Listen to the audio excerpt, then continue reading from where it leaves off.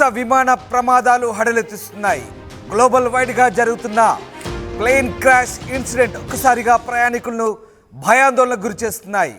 ఇక Kazakhstan, south Korea తరహాలోనే కెనడాలో మరో భారీ విమాన ప్రమాదం చోటు చేసుకుంది.